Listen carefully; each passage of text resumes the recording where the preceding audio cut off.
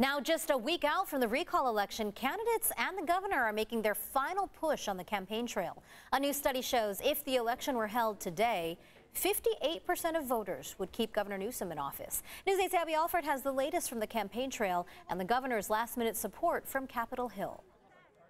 Within the next week, President Biden is expected to travel to California to campaign with Governor Newsom to defeat the recall. Meanwhile, Newsom's opponents are working full-time touring the state.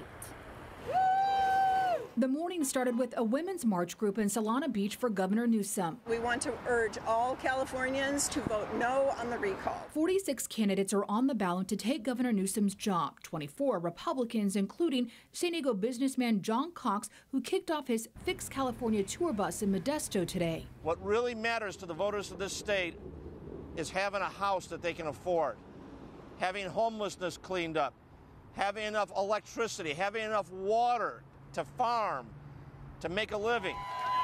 Meanwhile, GOP frontrunner, conservative talk radio host Larry Elder was in Clovis today, surrounded by store owners, talking about how the mask mandates have hurt their businesses. And so when I become governor, to the extent that there's still mandates for state workers to be tested once a week and to wear face masks at work, I'm going to repeal those before I have my first cup of coffee.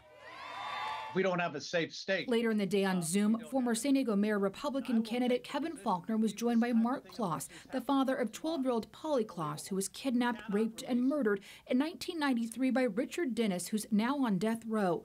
Kloss, who's a registered Democrat, has been an outspoken critic of the governor since 2019, when Newsom supported a moratorium on executing death row inmates and the early release of certain felons. They are mass shooters. They are spree killers. They are cop killers. They're serial killers. They're psychopaths and sadists who rape, torture, and murder their victims, including little girls. We cannot release violent criminals. We just can't. To continue On Wednesday, Vice President Harris is expected to join the governor's campaign trail in Northern California. Today, he was in San Francisco, surrounded by Latino and union supporters. But it's not just about getting out the vote. It's about turning in the ballot. Remember, you can track your ballot. I did, and I received a text message when the post office received my ballot, and also another one when the registrar of voters got mine and counted it. To learn more about Where's My Ballot, go to CBS8.com, click on the Help button.